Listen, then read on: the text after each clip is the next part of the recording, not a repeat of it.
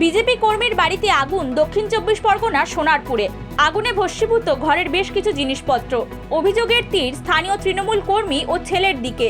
স্থানীয় সূত্রে খবর, সোমবার ভোররাতে সোনারপুরের কামরাবাদ নস্করপাড়ায় বিজেপি কর্মী সৌমেন দাসের বাড়িতে আগুন লাগানো হয়। খবর পেয়ে ঘটনাস্থলে যায় সোনারপুর থানার পুলিশ। সৌমেনের অভিযোগ, তৃণমূলের নবীন নস্কর ও তার ছেলে আগুন দিয়েছে। সৌমেনের দাবি, দীর্ঘদিন ধরে তার বাড়ির সামনে জঞ্জাল ফেলা হচ্ছিল, তার প্রতিবাদ করেন তিনি। অভিযোগ, এরপরই রাতে বাড়িতে এসে আগুনে পুড়িয়ে মারার হুমকি দিয়ে যায় অভিযুক্তরা। সৌমেনের পরিবার সোনারপুর থানায় অভিযোগ দায়ের করেছে। পুলিশ জানিয়েছে, অভিযোগের তদন্ত শুরু হয়েছে। আগুন লাগার কারণ খতিয়ে দেখা হচ্ছে। অভিযুক্তের বক্তব্য মেলেনি। ওনার নাম নবীন নস্কর আর ভোলা নস্কর। ওনাদেরকে বলা হয়েছিল যে দাদা এখানে কেন ফেললেন, পারলে তো ওই জায়গাটা ফেলতে পারতেন।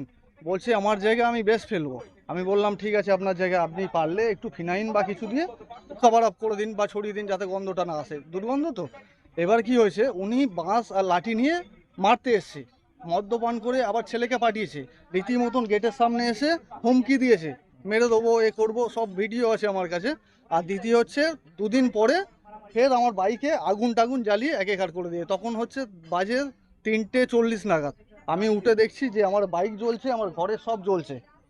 আর গ্যাস সিলিন্ডারটা পাশে ছিল, আর কিছু মুহূর্ত যদি থাকতো আমি মরে যেতাম রীতিমতন। আমার মা আর আমি তার মানে খুব বাঁচা বেঁচে গেছি, আমাদের পুড়িয়ে মারার চেষ্টা করছিল।